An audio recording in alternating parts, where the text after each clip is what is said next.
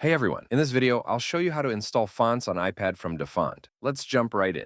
First, open Safari on your iPad and go to dafont.com. Now browse or search for the font you like. Once you find it, tap the download button. The font will be downloaded as a zip file. Next, open the Files app on your iPad. Go to the Downloads folder and tap on the zip file to extract it. Inside, you'll see font files ending with .ttf or .otf. Now, open the App Store and install a font installer app like iFont. I'll use iFont in this example. Open iFont, then tap on Files or Import. Select the font file you downloaded from the Files app.